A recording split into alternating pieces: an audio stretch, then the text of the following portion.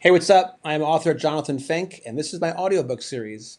Up next, we have Spirits of the Gridiron, Volume 1, Chapter 7, The Super Conference.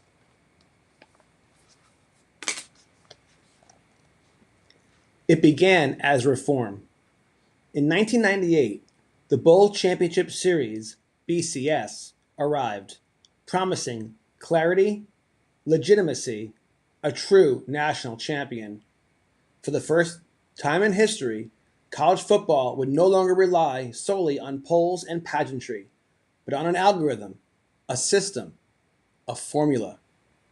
Yet beneath the incremental progress, something ancient cracked. The BCS served the Power Five. Its bold contracts locked out the dreamers and the underdogs.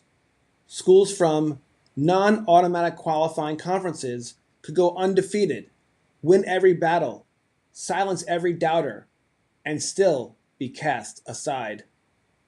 Critics shouted from rooftops and barrooms, but the machine churned on. Then, in 2014, the next era was born, the college football playoff. A 14 bracket, a committee of power brokers, the illusion of fairness, the scent of opportunity. Again, it was hailed as evolution, and for a time, it was. Undeniably, more than just the BCS. The college football playoff allowed whispers of hope to echo louder in places long forgotten. But even this new system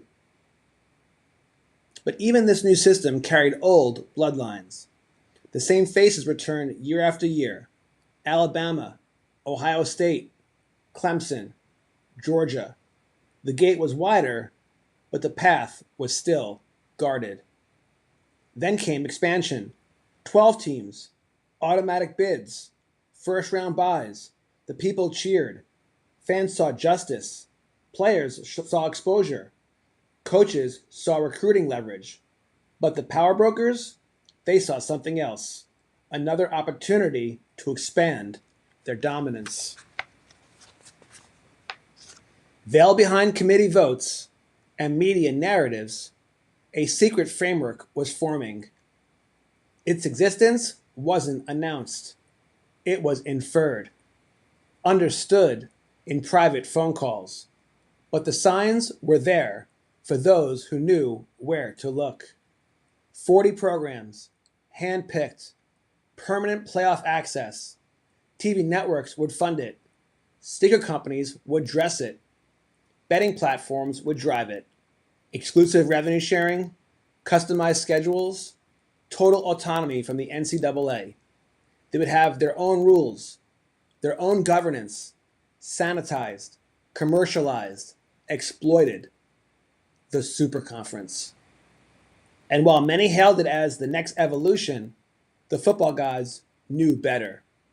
They had seen this before, in Rome, in Babylon, on Wall Street.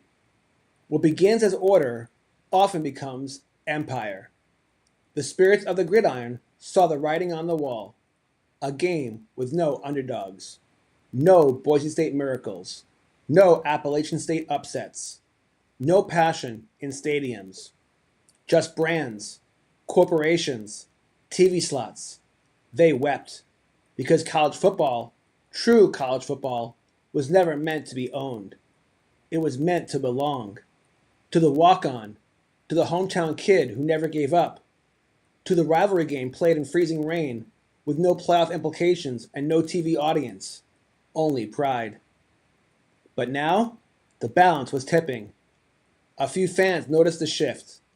Message boards buzzed with warnings. A handful of old-school radio hosts raised the alarm. And still, many others celebrated.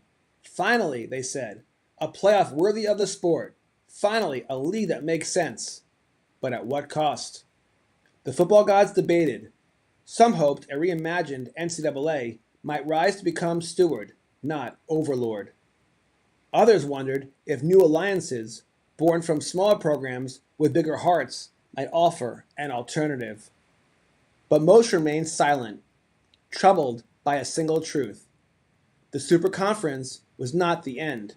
It was the beginning of the end.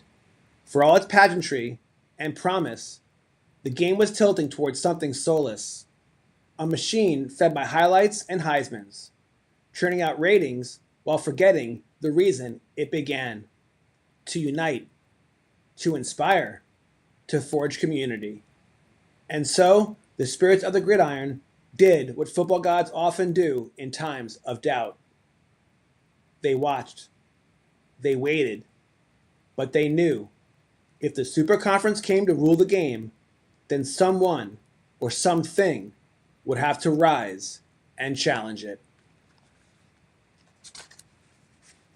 End of Chapter 7. Up next, Chapter 8, The War for the Soul of College Football. If you enjoyed this chapter, please leave a like, smash it. If you really enjoyed this chapter, please subscribe. You guys take care, and as always, God bless.